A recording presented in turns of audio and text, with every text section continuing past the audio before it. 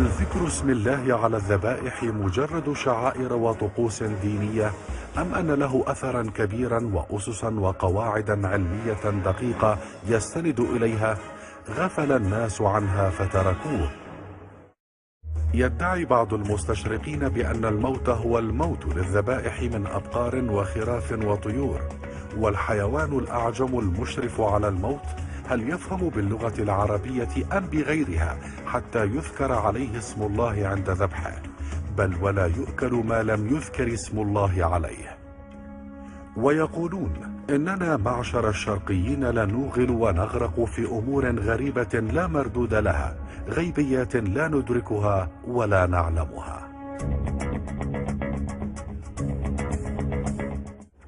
وأننا اليوم نقف أمام حقيقة طبية مخبرية بالتكبير على الذبائح ضمن بحث علمي فريد كشف عنه النقاب جمهرة من الأطباء العلماء يقاتلون بالعلم الجراثيم الفتاكة ويدحرون الظلمات والخرافات والشعوذات ويزيلون عن تراث الديانات السماوية المجيدة بعض ما غشيها من جهل الجهلاء. لقد أخذ طاقم البحث أمر التكبير على الذبائح في البداية بشيء من البرود والتردد، ولكن ما إن بدأت النتائج الأولية بالظهور حتى ذهل الطاقم وأخذ طابع الجدية والاهتمام الكبير، ولم يتوقف سيل المفاجآت طيلة فترة البحث والدراسة، فما رأوه وما لمسوه يكاد لا يصدق ولكنه واقعي. لقد كان لهذه الكلمة أثر إعجازي مهول بدا من خلال العقامة الجرثومية للحوم التي ذكر اسم الله عليها أثناء الذبح وخلو نسيجها من الدماء، بعكس اللحوم التي لم يذكر اسم الله عليها عند الذبح والتي كانت تعج بمستعمرات الجراثيم وتغص بالدماء. وما أن أعلن طاقم البحث المخبري والطبي عن النتائج المذهلة التي توصل إليها حتى سارعت وسائل الإعلام إلى الاهتمام بهذا الكشف الطبي الفريد، وأخذت إذاعة لندن قصب السبق في بثه وإذاعته، كما أن الإذاعة الفرنسية بثت نتائج هذا الحدث باللغة الفرنسية على دول الاتحاد الأوروبي. وكان من نتائجه أن أكبر مجمع لذبح الطيور في مدينة طولوز الفرنسية تبنى هذه النتائج ووظف رجلا يذكر اسم الله على كل ذبيحة تذبح في المسلخ المذكور. كما أوردت أنباء هذا الاكتشاف المثير وكالات الأنباء والصحف والمجلات المحلية والعربية والعالمية، وأجرت المحطات الفضائية العربية والعالمية لقاءات وندوات مع الباحث والمفكر الإسلامي عبد القادر الديراني وأعضاء الطاقم الطبي، تم فيها إلقاء الضوء على النتائج المذهلة التي حققها الطاقم. وقد نشرت أبحاث ذكر اسم الله على الذبائح ونتائجها العظيمة التي تحققت في كتاب فريد للعلامة العربي الكبير محمد أمين شيخو يحمل عنوان الله أكبر رفقا بالحيوان.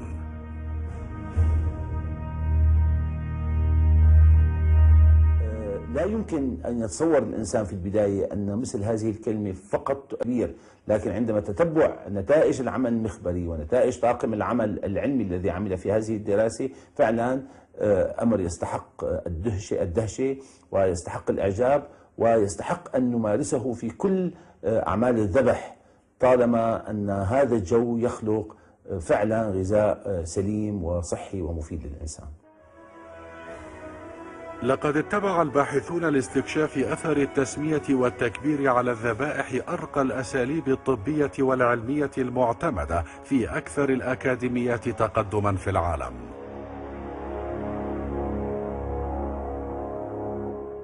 قمنا بإجراء دراسة علمية جرثومية على نموذج من لحم العجل المذبوح شرعا والمكبر عليه، ونموذج آخر من لحم العجل غير المكبر عليه.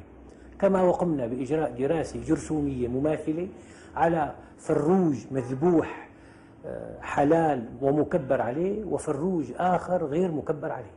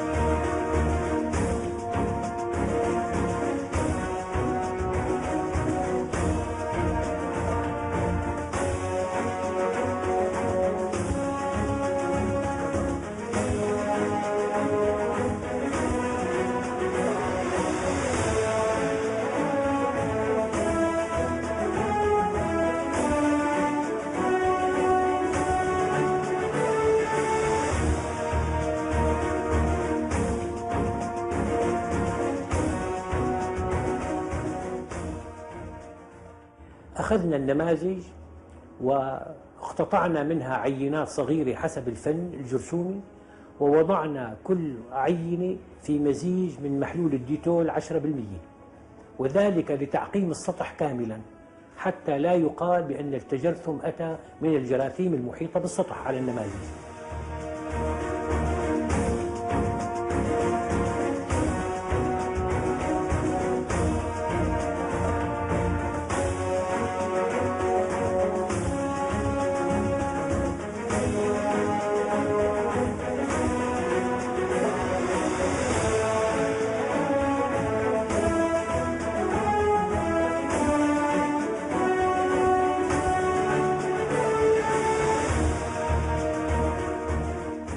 بعد حوالي ساعة كاملة من النقع بالديتول 10%، أخذت هذه القطع اللحمية العائدة للعجل المكبر عليه والعجل غير المكبر عليه والفروج المكبر عليه والفروج غير المكبر عليه، وزرعت فنيا على وسط تيوغليكولات، ثم وضعت في المحم لمدة 24 ساعة.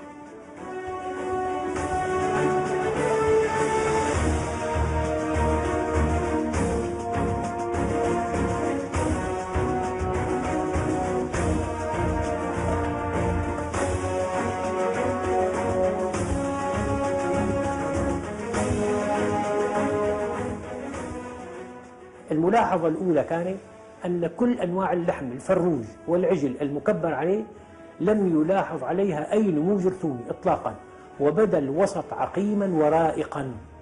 أما الفروج الغير مكبر عليه والعجل غير المكبر عليه بدا فيه نموا جرثوميا غزيرا، وبدا الوسط المستنبت التيوغليكولات معكر جدا. قمنا بعد 24 ساعة بإجراء نقل من هذه المستنبتات فنيا على 3 أوساط تشخيصية. الوسط الأول هو الغذاء المغذي نوتريانت أجار، وعلى وسط للتشخيص العصيات سلبية الجرام EMB، وعلى وسط الغذاء بالدم. فتبين بعد 48 ساعة من إجراء عمليات النقل أن المستنبتات التي نقل عليها محصول الزرع الآتي من العجل المكبر عليه والفروج المكبر عليه كانت عقيمة تماما، يعني بعقامة قد تزيد عن 99%. أما العجل غير المكبر عليه والفروج غير المكبر عليه فبدت عليه نموات جرثومية غزيرة جدا. لاحظنا أولا على الغذاء بالدم نمو غزير من الجراثيم المكورات العنقودية الذهبية بصورة خاصة والحالة للدم، ومن المكورات العقدية أيضا الحالة للدم، ومن مكورات عديدة.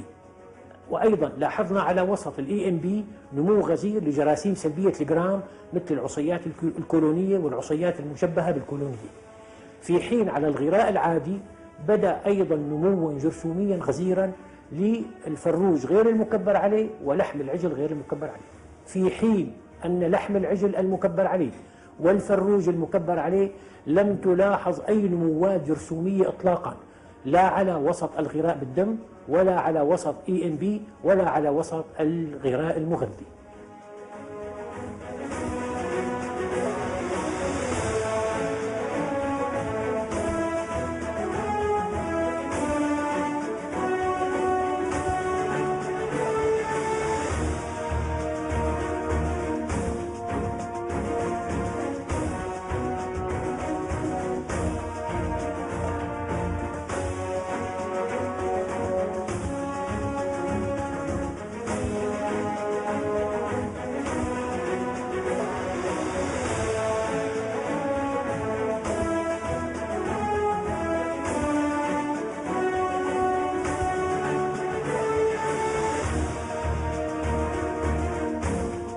يوحد اختلاف في اللون بين اللحم المكبر عليه واللحم غير المكبر عليه، فقد كان اللحم المكبر عليه زهريا فاتحا قانيا، بينما كان لون اللحم غير المكبر عليه أحمر قاتم يميل إلى الزرقة. لقد تبين لنا وبكل وضوح ما يلي: أولا عيانيا لوحظ اختلاف في اللون بين اللحم المكبر عليه واللحم غير المكبر عليه، فقد كان اللحم المكبر عليه زهريا فاتحا، بينما كان لون اللحم غير المكبر عليه أحمر قاتم يميل إلى الزرقة. وهذه بلاكات نسيجية لمقاطع من لحم البقر. هذا هو اللحم المكبر عليه نسيجيا محفوظ في بلاك برافين، وهذا اللحم الذي لم يذكر اسم الله عليه. وهذه بلاكات أخرى من لحم الطيور الذي أشير إليه، هذا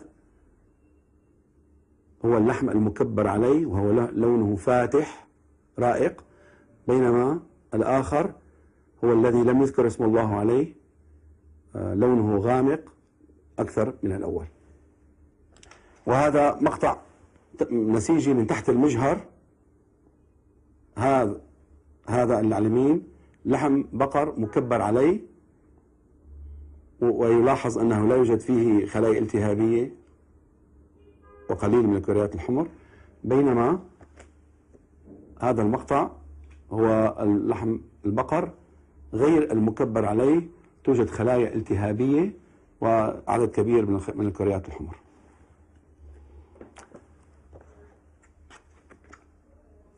وهذا مقطع للحم الدجاج الذي ذكر اسم الله عليه أي المكبر عليه.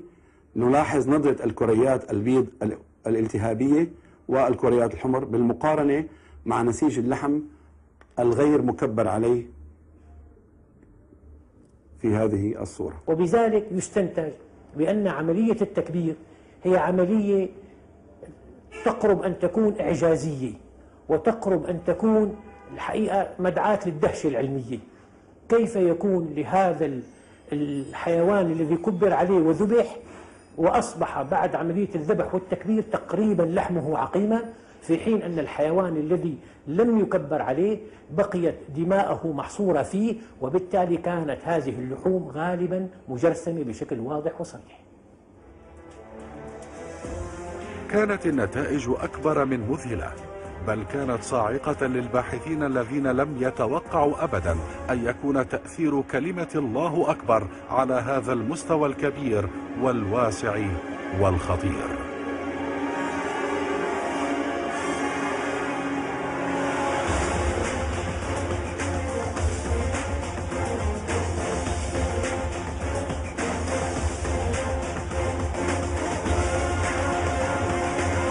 كانت الفحوص الدموية والنسيجية كانت كلها لمصلحة التكبير على اللحم، فاللحم الذي كبر عليه يكاد يكون طاهرا نظيفا من كل تلوث ومن كل أثر للبقع الدموية وللجراثيم وللمستعمرات الجرثومية. أما اللحم غير المكبر عليه فنجد أن الفحوص الدموية والنسيجية والصور التي عرضت بهذا الموضوع كانت موبوءة وملوثة بشكل كبير جدا، لا يمكن أن إهماله ولا يمكن التغاضي عنه. علينا بالتجريب، فالتجربة أكبر برهان لما نقوله. ولدينا المقاطع النسيجية، ولدينا المقاطع التشريحية، ولدينا التحاليل المخبرية والتحاليل الدموية لتثبت أن هنالك فرقا شاسعا بين اللحوم المكبر عليها وبين اللحوم غير المكبر عليها. وطالما أننا في عصر لا يقبل إلا بالتجريب ولا يقبل إلا بالدليل والبرهان، فتعالوا وطبقوا ما نقوله وتعرفوا صدق هذه